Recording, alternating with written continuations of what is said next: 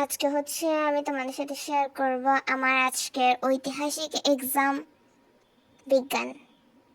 তো কিছু মজার ঘটনা ঘটছে আজকে আমার সাথে, মানে লাইফে ফার্স্ট টাইম আমার সাথে মানে পরীক্ষার টাইমে কিছু মজার ঘটনা ঘটলো। আজকে হচ্ছে, তো শুরু করি আসল গল্প। তো আজকে হচ্ছে একটা স্যার হল গার্ডে পড়ছে, স্যারটাকে আমি চিনিও না, বাপের জন্য কোনো দেখিও নাই স্যারটাকে। তো হলে যখন আসছি, তোমরা জানো আমি অলওয়েজ লেট। তো আমি লেট করে আসছি। আসার পরে স্যার বলছে, sir may I come in? তো স্যার একবার আমার চেহারার দিকে তাকায়, একবার খাতার দিকে তাকায়, একবার আমার চেহারার দিকে তাকায়, একবার আমার খাতার দিকে তাকায়। না বুঝলাম না বিষয়টা কি হলো। আচ্ছা যাই হোক, বাদ দাও। তো স্যার বললো আচ্ছা ঠিক আছে আসো। তো আমি গিয়ে বসলাম। বসার পরে হচ্ছে খাতা স্কেল করতেছে। স্কেল করার টাইমে স্যারটা দেখি একটু বড় ঘুরি করে আমার দিকে তাকাচ্ছে। কেন? ওয়াই ওয়াই আমার দিকে কেন তাকাইতে হবে ওনার থেকে? তো যাই হোক, গেল, উনি আমাদের তাকে আছে। তো পরে দিয়ে আমাদেরকে সবাইকে এমসিকিউ শিট দিছে। তো আমি যেগুলো পারছি লিখছি। হ্যাঁ, সবগুলোই লিখতে পারছি, কারণ আমি তো পড়ছি না, পড়তে তো হবেই, এক্সাম না অর্ধবার্ষিক আরও। যাই হোক, পড়ছি তো হচ্ছে সব দেখাইছে। তো এখানের মধ্যে আমি খেয়াল করি না, আমার 2-3টা মেবি হচ্ছে বাকি ছিল এমসিকিউ। তো হচ্ছে স্যার সবার থেকে খারাপ, মানে এর আগে স্যার সবাইকে হচ্ছে কোশ্চেন দিয়ে দিচ্ছে আগে থেকে। তো কোশ্চেন দিচ্ছে যখন, আমি ভাবছি মানে আমাকেও দিবে। আসলে হচ্ছে উনি যাদের লেখা শেষ হয়েছে এমসিকিউ তাদেরকে কোশ্চেনগুলো দিচ্ছিল। হুম। তো আমি ওনার চেহারার দিকে তাকাইছি, আমি বলছি আমাকে কোশ্চেন দিবে। আমি হাত, মানে কোশ্চেন দেওয়ার শুরুতে আমি হাতটা দিবে যাতে আমার কিছু বলার স্কোপ না পাই। আচ্ছা, বেচারা আমার কোশ্চেন দিল না। উনি আমাকে বলতেছে আমার চেহারার দিকে কেন তাকাইছো, লেখো না, লিখতে পারতেছো না, না লিখে বসে আছো কেন? কোশ্চেন নিতে হবে না? স্যার আমার কোশ্চেন দিবেন না? তো বলতেছে আগে লেখো, তুমি লেখা শেষ করো। আচ্ছা ঠিক আছে, আমার লেখা শেষ করলাম।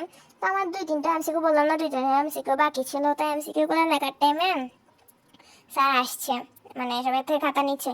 স্যার আমার এমসিকিউটা বল, আল্লাহ আল্লাহ, 2-3টা এমসিকিউ বাকি থেকে গেছে, তো এগুলো লিখবি না, এগুলো লিখবি না, তাতেই লেখ তাতেই লেখ। আমি বাকিদের খাতা নিয়ে আসতেছি। তো আচ্ছা ঠিক আছে, স্যার আমার আমার শিট ধরে এটা দেখা, এটা দেখা, এটা দেখা, এটা দেখা, মানে যেগুলো যেগুলো 2-3টা বাকি পড়ছে উনি আমাকে বলতেছে এগুলো দেখা। ভাই বিশ্বাস করবো না, পুরো ক্লাস হাসতে হাসতে এক অবস্থা। উনি যে অবস্থা শুরু করছে আমার খাতাটা ধরে, মানে শুরু থেকে আমার লাগতেছিল আমি টার্গেট আছি পুকি স্যার।